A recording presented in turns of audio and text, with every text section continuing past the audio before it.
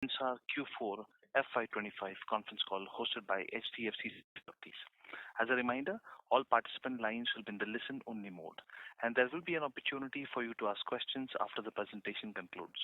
Should you need assistance in the conference call, please signal an operator by pressing star then 0 on your touch-tone phone. Please note that this conference is being recorded. I now hand the conference over to Mr. Amit Chandra from HDFC Securities. Thank you, and over to you, Mr. Chandra. Yeah, thank you, operator. Good evening, everyone. On behalf of HDFC Securities, I welcome you all to the Zensar Technologies Q4 FY25 earnings call. We have with us Mr. Manish Tandon, CEO and Managing Director, Mr. Pulkit Bhandari, Chief Financial Officer, and few other members of the senior management team. Before I hand over the call to Manish, I would like to highlight that the safe harbor statement of the second slide of the earnings presentation is assumed to be read and understood. Thank you, and over to you, Manish. Thank you, Amit. Hello, good morning, good afternoon, good evening, everyone. First of all, thank you all for taking the time to join us today to discuss Zensar's financial results for the fourth quarter of FY25. With me on this call are the CXOs, Pulkit Bhandari, CFO, Vijay Sima, COO, and Vivek Ranjan, CHRO. I am pleased to share that Q4 was a solid quarter for us, marked by overall growth in all geographies and sustained profitability. While geopolitical uncertainties and cautious client sentiment influenced the broader market, our teams remained agile and committed, staying true to our purpose. Together, we shape experiences for better futures. In Q4 FY25, the company reported revenues of 156.8 million, a sequential quarter-on-quarter growth of 0.9% in constant currency. For the full year FY25, the company reported revenues of 624.5 million, yearly growth of 5.4% in reported currency and 5.1% in constant currency. In Q4 FY25, our gross margins stood at 30.3%, sequential growth of 20 basis points quarter-on-quarter. In constant currency terms, on a quarter-on-quarter basis, our revenue in telecom, media, and technology grew by 1.7%. Banking and financial services saw growth of 3.4%. Healthcare, manufacturing, and consumer services witnessed a decline of 1.4% and 2.6% respectively. In the current dynamic environment, we are partnering with our clients to deliver the best value for their investments, resulting in healthy traction. Our order book stood at 213.5 million, year-over-year growth of 17.6%. And this is the third quarter in a row that our order book has exceeded $200 million. Our differentiated propositions in the AI space across all verticals and service lines have enabled us to capture client mindshare, and our AI-led pipeline continues to grow. The board of directors have reviewed the dividend policy and, considering the financial performance of Zensar, have decided to materially increase the dividend payout ratio to 40 to 50% of consolidated profits from 26 to 35% over the past 5 years. This is subject to overall performance and any strategic initiatives that Zensar may take. In line with the new policy, the board of directors have recommended a final dividend of rupees 11 per share for FY25, subject to approvals of shareholders. This, the total dividend, including the interim dividend for FY25, will be rupees 13, which corresponds to 650% of face value and 45% of consolidated profit after tax of FY25. With that, I will now invite Pulkit Bhandari, our Chief Financial Officer, to provide an update on critical financial data. Over to you, Pulkit. Thank you, Manish. Good day, everyone. Thank you all for joining this call. I will take you through some of the key business and financial metrics for the quarter ending March 25. Revenue for the financial year 25 stood at $624.5 million, in US dollar terms, reflecting a year-on-year growth of 5.1% in constant currency terms. Reported revenue for the fourth quarter of financial year 25 stood at $156 million, reflecting a growth of 0.9% sequentially in constant currency terms. On a YOY basis, revenue grew by 6.3% in constant currency terms. We have sustained EBITDA of 15.6% in Q4 FY25 on back of cost management and improved utilization, which absorbed the continued impact of furloughs and Q3 FY25 benefit of leave utilization. Our PAT for the quarter stood at 13%. Some of the other key highlights are, we added an order book of $113.5 million in this quarter. One of our key customers moved into $20 million bucket due to deeper farming efforts. Our voluntary attrition stood at 9.9%, which has been lowest in recent years. Consistently adding headcount throughout the year, 353 net headcount added in FY25. BFSI continues to grow as a result of strong farming and hunting efforts. Announced strategic partnership with Tesco. On ESG front, we continue to retain our water positive status in FY25 and 100% hazardous and non-hazardous waste is diverted from disposal. In line with our global renewable energy goal share of 50% by end of FY25, we have achieved 56.9%. We have currently invested in additional renewable energy sources in Pune campus and augmented the existing rooftop solar with carport solar. We delivered a balanced performance on all operational and financial parameters. Revenue grew along with sustainable margins, with a strong focus on verticalization, deepening service line capabilities, and investing in AI solutions. We believe Zensar is well poised to capture upcoming opportunities. And with that, I will now invite Vijay, our Chief Operating Officer, to comment further on Q4 FY25 results. Thank you, Manish and Pulkit. Greetings, everyone. I will share details about our operational efficacy, service line performance, annual client experience survey, and AI journey. Our utilization increased by 170 basis points quarter on quarter and by 90 basis points year on year.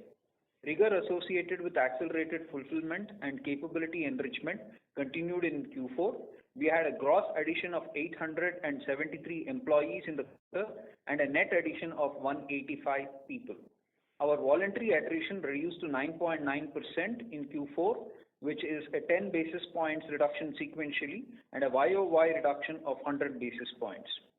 The offerings from our service lines and industry services groups continue to resonate well with our clients. The share of revenues from our service lines increased to 54.6% in Q4, which is 240 basis points higher YOY. On QOQ basis, in constant currency terms, data engineering and analytics grew by 8.6%, cloud infrastructure and security services grew by 1.5%, application services and enterprise application SaaS grew by 0.3%, experience services dipped by 1.1%, advanced engineering services dipped by 2.8%. The annual client experience survey was conducted in Q4. Our experience index continues to be in the top quartile of the industry. We clocked our highest ever scores on satisfaction, advocacy, and business value dimensions. Our four major AI solution stacks, namely Enterprise AI Solutions, Responsible AI Solutions, Enterprise Cognitive Hyperautomation Solutions, and Multimodal Micro-Vertical Solutions, continue to resonate well with our clients. Some examples of value delivered to clients are: we modernized enterprise applications of a large US retailer from outdated technology to cloud by leveraging our unique Gen AI solutions. This resulted in reducing TCO by 40% and reducing time to market by 50%. Similarly, we empowered a global human rights organization to build a smart decision engine powered by Gen AI, integrating organizational assets across 170 countries, thereby improving efficiencies of knowledge workers by 50%. In FY25, we upskilled more than 50% of our workforce in AI or Gen AI by leveraging the multi-level training programs of our Ignite Academy and as well as the various certification drives that we have instituted in collaboration with our alliance partners. With that, I now hand it back to Manish.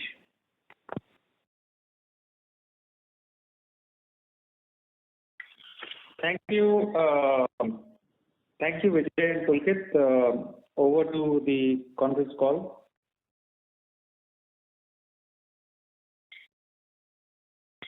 Shall we open the line for questions? Yes. Thank you.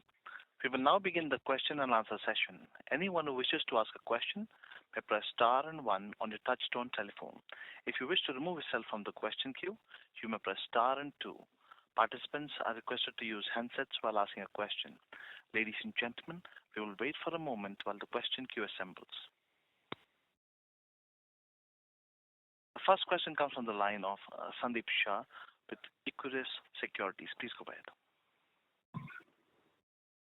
Yeah, thanks. Thanks for the turn. And congrats on a good execution in a difficult macro. Just wanted to understand, looking at the volatile macro and higher macro concern because of tariffs. Manish, if you look at portfolio mix, we have concentration in manufacturing and consumer, which is 27%, and healthcare and life sciences is 10%. So roughly 1/3 or slightly higher as a percentage to revenue as a portfolio may have a direct impact of the tariff-related issue or other measure announced by the US administration. So are you worried in terms of growth entering FY 2026, or you believe the order book, which has been really great in this year, will help us to navigate these challenges? So the order book, see, as far as macro is concerned, Sandeep, first of all, thank you for the kind words on the results. See, as far as the macro is concerned, I mean, you would have heard from others also. So there is the first order effect, which is likely to impact much more on manufacturing rather than consumer services. And fortunately or unfortunately, our exposure to manufacturing and automotive is fairly limited, while for retail it is slightly more. Of the 27%, I would say majority is retail. So we don't expect to be impacted as much. Healthcare and life sciences, again, I don't think there will be a significant downshift from a pricing, from a overall perspective, primarily because these are relatively price inelastic. It's an area. I mean, a person who has to get a shot has to get a shot, irrespective of whether it costs $10 or $15. As far as the overall thing is concerned, I would say our order book is going to take us through first quarter or second quarter max of this year. And in fact, towards the end of the previous quarter, we started seeing some rightward shift of demand, not really cancellations, but rightward shift of demand. So from a demand perspective, I wouldn't say I am concerned, but I would say that there is a lot of uncertainty, and it is the uncertainty that is concerned. So thanks for the detailed answer, very helpful. Manish, last conference call, you also called out if there are no major macro headwinds, we may aspire to grow at double digit or close to double digit. That aspiration remains because macro headwinds has gone up. So is there a new outlook or aspiration target you want to disclose? No, aspiration, see, Sandeep, aspiration is always there. Whims and fancies of 1 quarter, 2 quarter, of 2-3 months here and there, I don't think we should be changing our aspiration. We might be changing what is realistic, but at least at this stage, I don't want to change my aspiration. Okay. And last question, if I can squeeze in. Pulkit, just entering FY26, margins could be maintained at close to mid-teens, What I wanted to know, apart from wage hikes, there could be incremental headwinds through ESOP cost. So can you give puts and takes in terms of entering FY26 in terms of margin visibility? So FY26, I think our triangulation is to basically stick with mid-teens, and we would like to believe that mid-teens will give us adequate headroom on either sides. And hopefully things will basically improve in the later part of the year, which should kind of further help us stick to this mid-teens outlook. And any For now, clarity on higher ESOP cost? Yeah, so I'm calling out mid-teens, including ESOP cost. Okay. No, Pulkit, I think the question is, have you taken anything on Q4? Yeah, so Q4 there is a marginal impact on account of ESOP, which has been absorbed, and what you see is after ESOPs being accounted for. Okay. Thanks and all the best will come in the follow-up. Thank you. Next question comes from the line of Nitin Padmanabhan with Investec. Please go ahead. Yeah, hi. Good evening, Manish, Pulkit, Vijay. Congrats on the strong deal wins. So see, from a deal win perspective, if you could just layer some thoughts on how the pipeline is looking like after the strong wins over the earlier quarters. And considering the environment, do you think that you'll still be able to sort of deliver maybe 180 to 200 range, or you think that becomes a risk on a going forward basis? The second is just a follow-up to what Sandeep was asking. Your thoughts from a TMT perspective as well.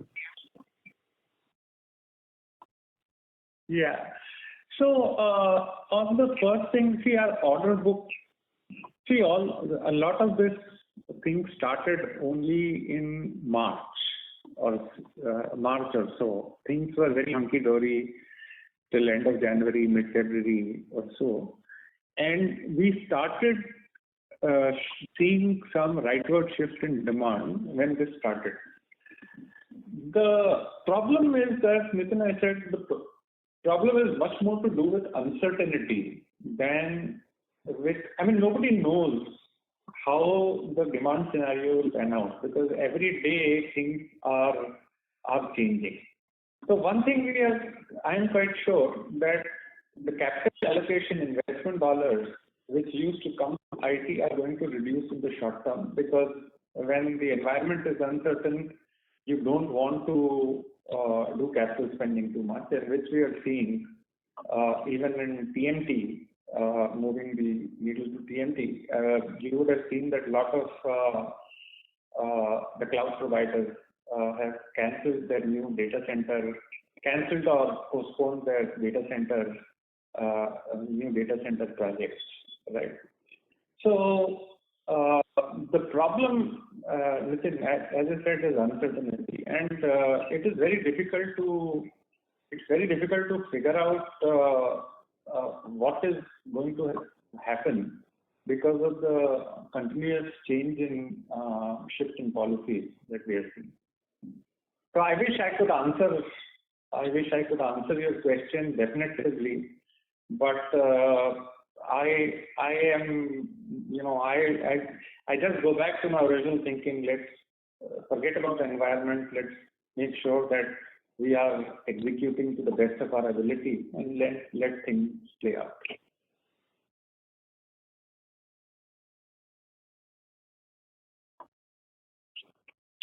Mr. Taneja, are you done with the questions?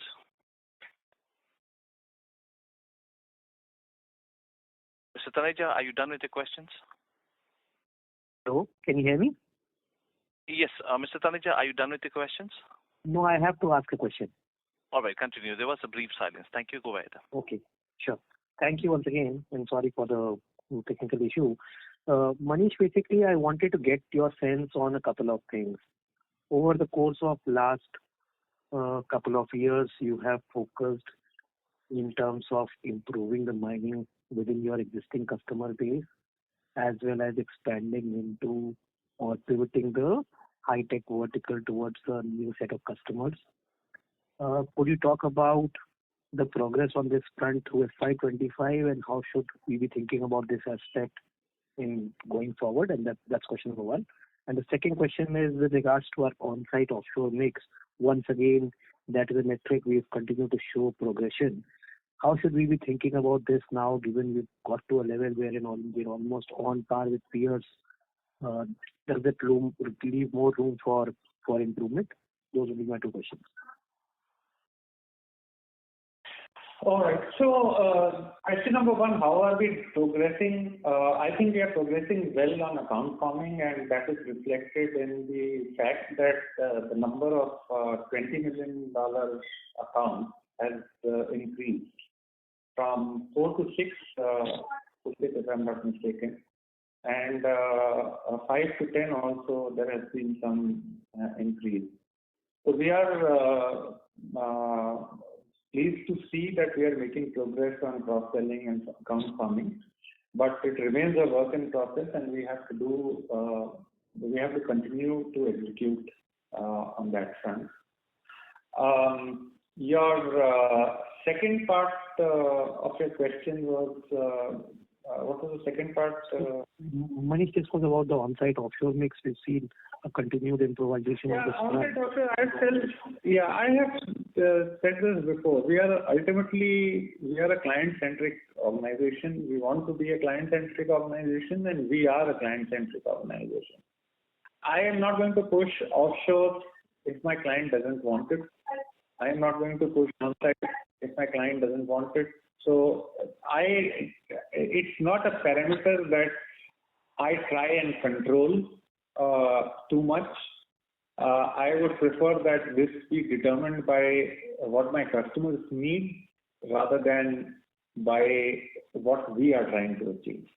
Okay. So I prefer to keep an eye on the margins rather than trying to marry too many parameters, looking at too many parameters and getting confused. And frankly, on-site offshore ratio is not something that I consciously drive towards. Sure. Thank you. All the best for the future. Thank you. Next question comes from the line of Shraddha with AMSEC. Please go ahead. Yeah, hi. Congrats, Manish and Pulkit, on a good quarter.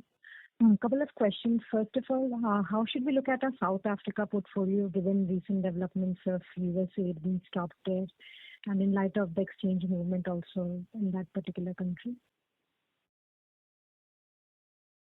Yeah, so South Africa is a key. It's an important market for Zensar. It's one of the few markets in the world where we are in the top 3. Actually, our revenues from that market are higher than most of our peers, so to say. So we view the South Africa market as strategic from 2 perspectives. One is, we have a larger market share there and mind share there. So we can do, we have the brand permission to do interesting and new things and try out new things, and which then we use as case studies and so on to open new logos or existing logos with in US and Europe. So from that perspective, South Africa remains a market for us as per plan, and we continue to grow there. This year was a bit of an aberration, but otherwise we continue to do well in that market, and we have made a change also. We have moved someone from India to take over that senior executive, Kaushik Chatterjee, has moving to South Africa to oversee that market. Right.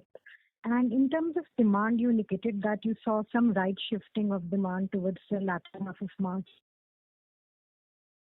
on trends in the month of April so far versus March? So as I said, I mean, because of the uncertainty, there are, even my clients don't know what is coming down the pipe, right? One day the reciprocal duties.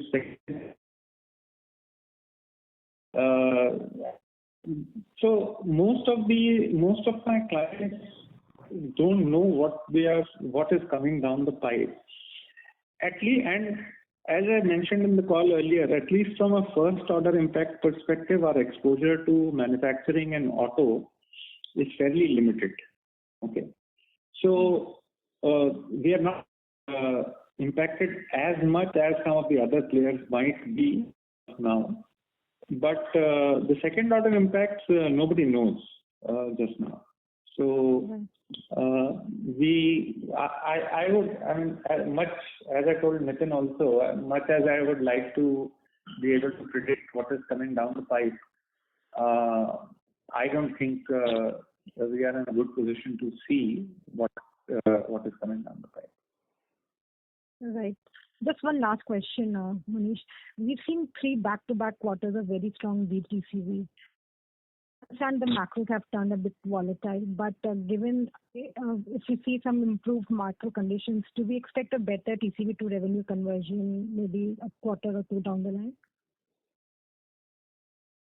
Our TCV to revenue conversion is pretty high actually.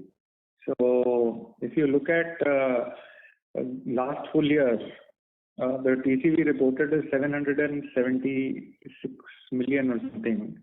And our revenues are in the 625 plus million range. And of the 770, I think 600 plus million has happened in the last 3 quarters. So our bookings to revenue conversion is pretty phenomenal. So you would expect to maintain the same range rather than further improvement on this metric? It's very good already. I don't think we should be looking at improving this metric. Got it. Yeah. Thank you. Thanks, Manish, and all the best. Thank you. Next question comes to the line of Amit Chandra with HDFC Securities. Please go ahead. Thanks for the opportunity. So my question is on the strong TCV number that you have reported. Obviously, the third quarter of strong TCV. So, in this number, was there any impact of any macro changes that started to happen at the end of March in this number? And in terms of how we're progressing in April, you said that if we maintain this kind of TCV number, then obviously our growth number would be better than what we did last year. So in terms of TCVs, if you can also indicate how is the pipeline looking in terms of large deals, and what part of the pipeline is AI related? So first of all, I don't know how many of you noticed, there was this press release that we did on ESCO infrastructure thing. So that was a large deal by our definition, and that's why it was a material deal, so we did the press release. So one reason for the good performance on the order bookings is that deal overall. Regarding April, frankly, I have not looked at the April numbers very seriously as far as order bookings are concerned, because mostly these numbers get finalized towards the end of the month when we close our books. So I cannot give you a very definitive answer on that. But from a pipeline perspective, I don't think there is any significant material change that we see as of now. Okay. And on the AI part, what part of the pipeline or the deal TCV is linked to AI-related initiatives? So incidentally, we have just started tracking this metric, and I wanted to do it for 2 quarters before I start announcing it to the street as to what percentages we are looking at, because currently this was the first quarter we did it and there was no benchmark to do it. But needless to say that in every deal we are tracking how much, whether the deal is AI influenced or whether that deal is selling of AI related services and so on. And we are tracking it closely. Hopefully over the next couple of quarters we will start reporting that number also. Okay. And on the TMT vertical, obviously we have started to see some kind of stability there. So is it fair to assume that the issues related to top client is mostly behind, and in terms of the macros, which is not deteriorating, we will not see any further issues in the TMT vertical? And also in healthcare, life sciences, and MCS, like you mentioned that we don't have exposure to the verticals which are directly stressed to a higher extent.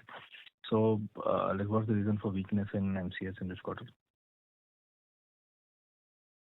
So MCS reason for the weakness, see again, this is all relative. So first I'll take TMT. Don't read too much into TMT numbers because the growth there is furlough related. Okay, Q3 has a lot more furloughs in TMT than Q4. So please do not read too much into those numbers. MCS, we were coming off a growth of about 7% sequentially quarter on quarter. There was a budget flush and holiday retail related spending at a couple of accounts, which helped us. And obviously things caught up a little in this quarter, and the same was the case with healthcare and life sciences. Okay. And lastly, on the margins, obviously you said that the margins have been stable at around 15% levels, and we are planning it to take it to mid-teens. So in a scenario where we don't see any growth acceleration, then also in that scenario we have levers to maintain the margin at these levels. Mid-teens. I mentioned Pulkit, go ahead. So the limited point is they are in mid-teen range, and I think we plan to basically keep them in the same mid-teens range going forward as well.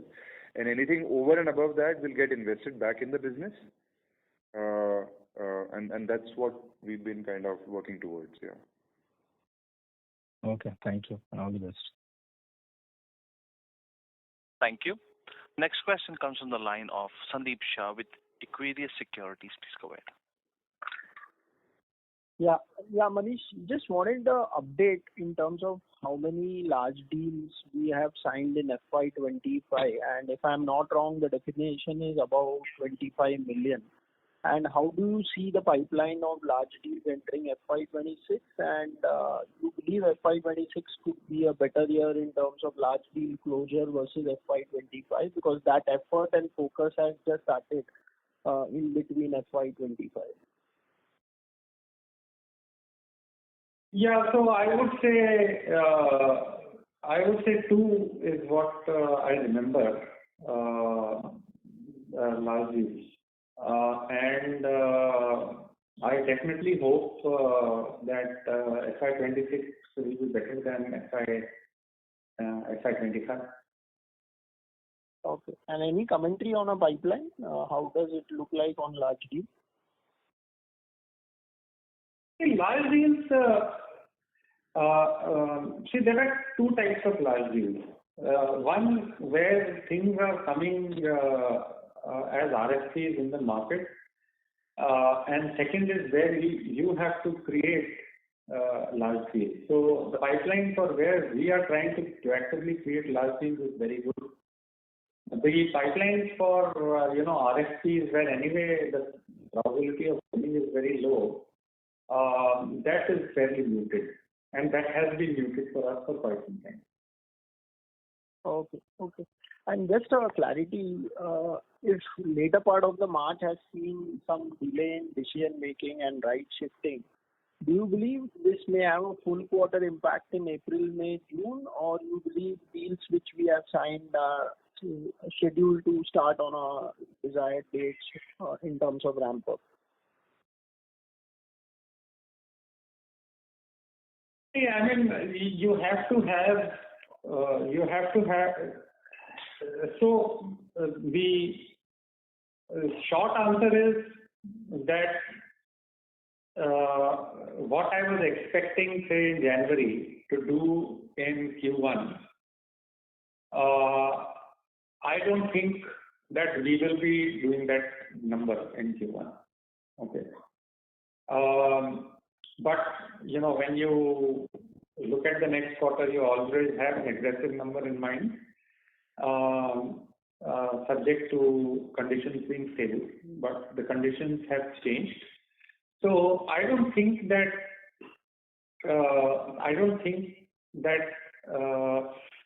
we are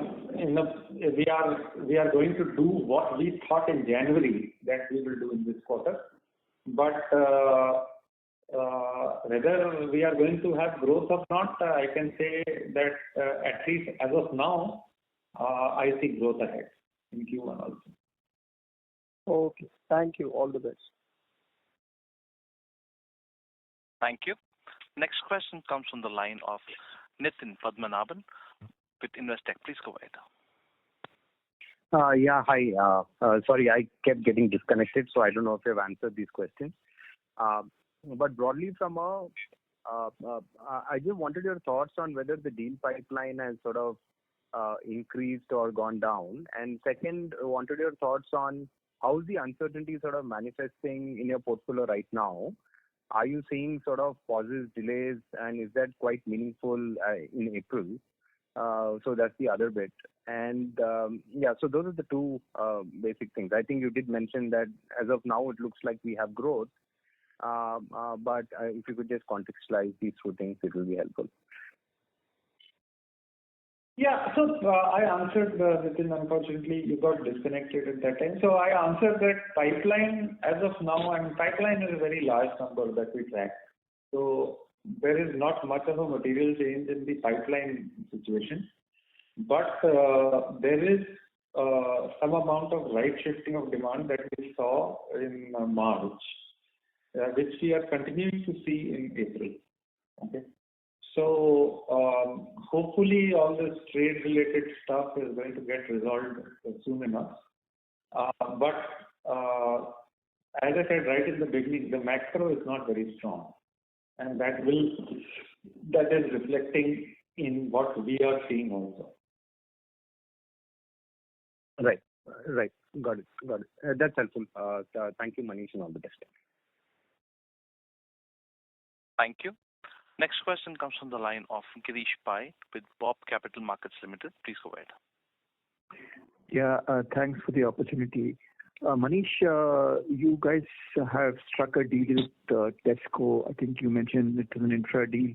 Was it a vendor consolidation deal? And if so, what were the considerations that led Tesco to choose you versus an existing vendor, an incumbent vendor? No, actually, this was a business separation that Tesco Money Services TIMS was doing. And so there were some existing vendors or whatever, but we are actually setting up a complete greenfield environment in this separated business for this separated business. So you can think of this is, if you do a separated business, you do a transition service agreement, and then you get time to get the new thing going before you switch off from the transition service agreement. So that is what exactly we are doing in this. So will there be investments or onboarding of? It's a greenfield implementation. Okay. Will you be onboarding any employees of Tesco, and will there be any knowledge transfer period that you need to? This is no rebadging. This is a new implementation. Okay. Any vertical outlook you can give for FY26? How do you think various verticals will play out? For us or for? For you. Well, at this moment, we seem to be doing okay, very well in BFSI. We seem to be doing quite okay in MRCL, which is manufacturing, consumer logistics, and healthcare life sciences. And we seem to be flattening out in TMT. So this is the situation as things stand today. Things might change over the next couple of months, but that is how things look like as of today. Okay, my last question has to do with compensation. Have you decided to increase compensation this year? And if that does happen, would it be around the same time you generally do it? And will the quantum be the same? No, we announced our compensation salary hikes effective 1st July. Typically, unless the sky falls on our head, we try to make sure that we take care of our employees and give adequate salary hikes as we go along. So yes, we have budgeted some amount of salary hikes for this year, but let's see how the market turns out in the next couple of months. Okay, one last question, if I may squeeze that in. Everybody seems to be interested in an initiative on the GCC side. Do you people have anything on that particular front? They are interested in GCC now. We have been doing GCC for the last 2 years, and a lot of at least we are partners with at least 3 or 4 GCCs, and we have a very unique proposition on GCC, which is resonating very, very well with our customers. And we have success stories, case studies to prove why we are the best in GCCs that are out there. And if there is a GCC deal in which we are invited, there is a very, very high probability that we end up in the top 2, if not win it outright. Okay, I just wanted to understand, is GCC more about staffing and staff augmentation, or you said you do something unique? What exactly would that be? I think, GCCs, look, I don't want to give out a secret sauce, but it is, I would say, while our competitors look at GCCs as staff augmentation, we look at it as creating the right experience for the parent organization and also for the employees of the GCC. So that is what we do in this, but I don't want to let out a secret sauce. Okay, thank you very much. If you have any clients who are interested, I'm happy to walk them through our proposition. Thank you. Thank you. Next question comes from the line of Naveen Vaid with Nuvama Asset Management. Please go ahead. Thank you for the opportunity. I want to check, I joined the call a little late. Was there any component of pass-through revenue for the quarter? I'll give you. Pulkit, you want to take that? Yeah, I'll take that. So there's while you may see traded goods, but it's not passed through because it's part of the overall deal construction, mostly managed services kind of transactions. Mm-hmm. I'll give you the exact number in 30 seconds. Just. Do you have any other questions apart from that? No, that's it.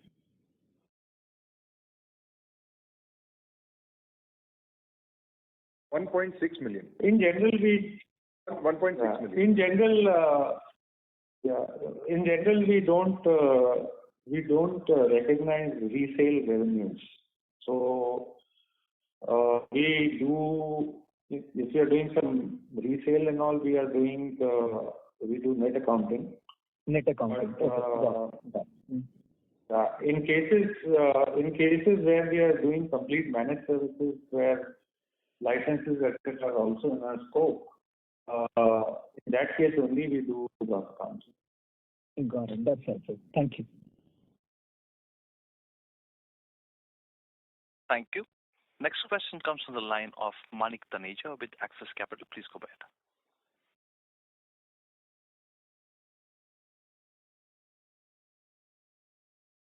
What was the adverse impact of lower number of working days in JFM? How does this arithmetic stack up when you think about the same dynamics for April, May, June compared to? Vijay, you are the specialist on this, I guess, so you will have to take this. Yes, so look, I think in the Q1, there is a higher number of working days, and the impact is very difficult to predict right now, given the fact that I think there are still a lot of volatility in terms of client budgets and stuff like that. And for us, I think many of the things that we have is fixed capacity / fixed milestone-based stuff. So that also kind of that will not be impacted by the number of working days. Sure, Vijay, I understand that, but if you can just help us understand, because my sense is there is at least 2 more working days in April, May, June. I know there are a lot of. So look, the working days is different across different geographies. If you look at Europe, this quarter much lower. US, I think, is whatever 1 extra days, and India we have 2-3 days. So yeah, it varies, and depending on the business mix, where the work happens, yeah, we will obviously get the corresponding benefit of the revenue numbers because of the higher working days in T&M. Sure. Sure. Thank you. That's quite simple. Thank you. Next question comes from the line of Devendra Pikhankar with an individual investor. Please go ahead. Hello. Hello. Yes. Hi. Thanks for giving opportunity. I just wanted to hear partner with Tesco. That Tesco, how much revenue will be generated and when it will be commissioned?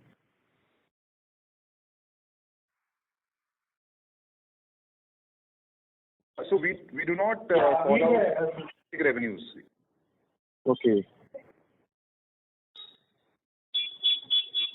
Hello. Yeah, we do not call out any client-specific revenue, so sorry, we'll not be able to take that. Yeah. Okay. Thanks. Okay. Thank you, sir. Thank you. A reminder to all the participants that you must.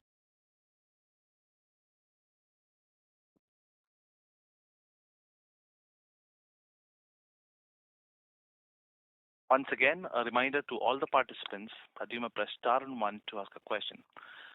Next question comes from the line of Kirish Pai from Bob Capital Markets Limited. Please go ahead. Yeah, Manish, with the uncertainty that is there, has the competitive intensity gone up and have players started bidding more aggressively on whatever business is out there?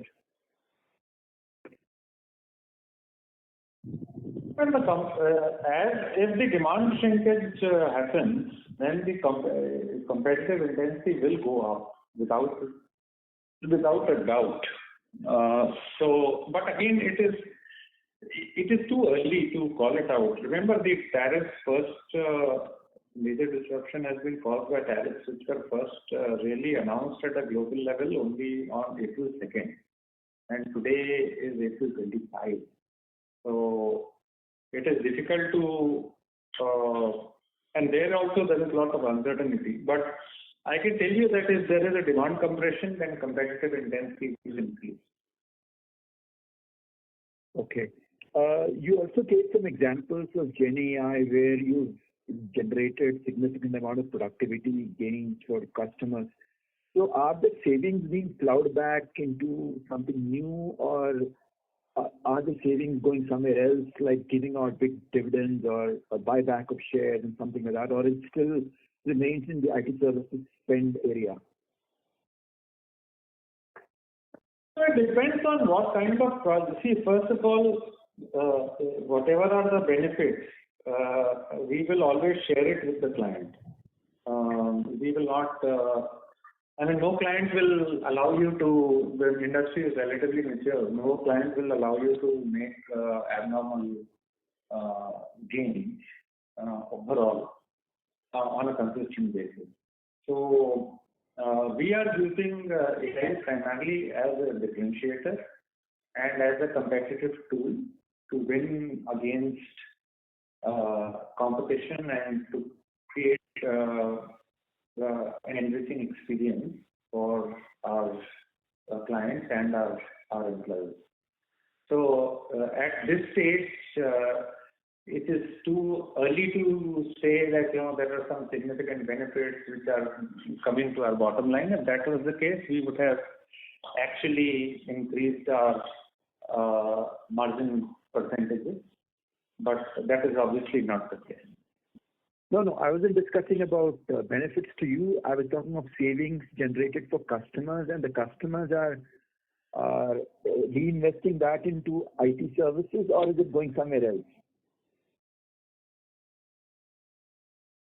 So I think, what AI is doing really is, one is projects which are marginal from a business case perspective.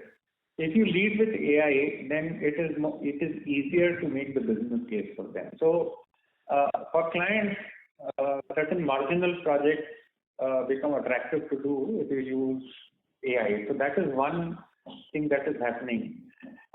Second is the savings that the client is generating is mostly going towards IT itself. It is not that it is going towards, it depends on the business case, obviously, but mostly it is, nobody is saying, no client is going and no CIO is going and telling his board that you can cut my budget now that I have started using AI. So at a macro level, you can say that, mostly if you're delivering IT savings, that is being reinvested in the IT side of the business. Okay, thank you. Thank you. Next question comes from the line of Nitin Padmanabhan with Investec. Please go ahead. Yeah, hi. Thank you for the opportunity again. Manish, in the current context, how are you looking to sort of maybe use this opportunity for anything specific, maybe in terms of acquisitions or any standout situations or opportunities that sort of come across to you that you could do in the current context, considering the weakness? We are actively looking at acquisitions, but the uncertainty works both ways. If there are attractive assets available because of the uncertainty, then I also need to take care of the uncertainty on my side, right? And we are a publicly listed company. We have to deliver quarter over quarter. We are not a private equity-driven enterprise where you get 2-3 years to turn things around, and hence you can buy assets from the cheap and turn them around, right? So uncertainty works both ways. While you might get assets from the cheap, but we also need to make sure that the cheapness is temporary, not permanent. And that is a difficult call to take. But to answer your question, we continue to look at assets on an ongoing basis. If we find anything attractive, go for it. We have the cash on the balance sheet to make it happen. Sure, that's helpful, Manish. Thank you. Ladies and gentlemen, due to time constraints, we have reached the end of question and answer session. I would now like to hand the conference over to Mr. Manish Tandon for closing comments. Thank you. I think, first of all, thank all of you for being here on this. I know it's a Friday evening in India, and I'm sure you have many more much better and interesting things to do. But as we close this year, I want to take a moment to acknowledge the well-rounded performance we have delivered. In a landscape marked by geopolitical uncertainty, shifting client priorities, and macroeconomic pressures, our organization derives confidence from our strong client satisfaction scores, robust order book, and a healthy pipeline. Thank you very much, and please enjoy the rest of your evening and have a great weekend. Thank you. On behalf of HDFC Securities, that concludes this conference. Thank you for joining us. You may now disconnect your lines.